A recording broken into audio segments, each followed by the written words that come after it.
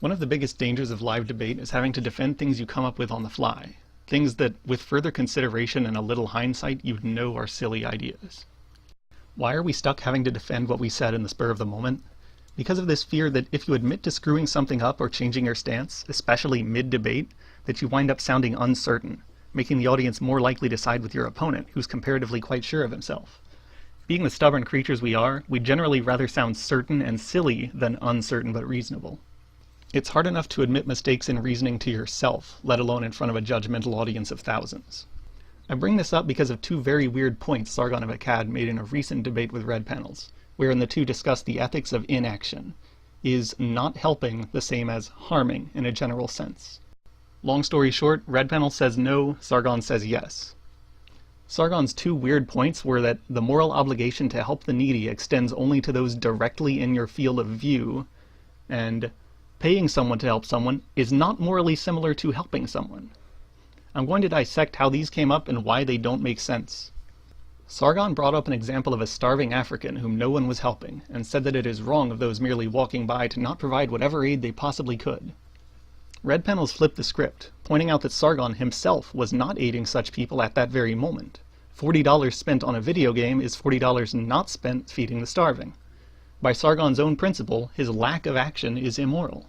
Sargon's defense against getting caught in this double standard, which was clearly made up on the fly and had never really been considered that deeply, was that starving people in other countries he can't see.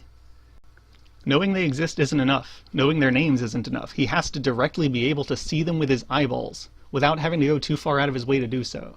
I'd normally give the benefit of the doubt and let this go as some kind of gaffe.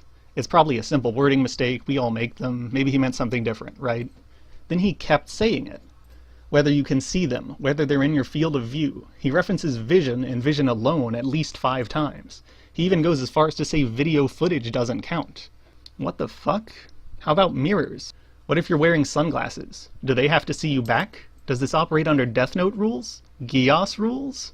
You're morally obligated to help the homeless guy across the street, but not the one around the corner whom you're being told about, or whom you hear begging for scraps, because the latter person you haven't directly looked at yet.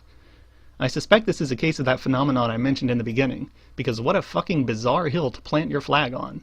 You can literally get around this moral obligation by wearing blinders. It's as arbitrary a line to draw as me asserting you're only morally obligated to help people you can smell. Sargon's second excuse for defying his principle and not giving to charities is that the action doesn't help the needy. If you pay someone to help a person, and they do, Sargon says you gain no moral credit for helping that person. Let's try this reasoning elsewhere. I owe my neighbor $10. I hand a $10 bill to my little brother to take to him, and he does. My neighbor gladly accepts. By Sargon's reasoning, I still owe my neighbor $10. You still haven't directly paid him, say it's Sargon. You've given someone else money and gotten that person to pay him. I hope he's able to get out of his stubbornness and recognize how arbitrary and hair-splitting both of these justifications are.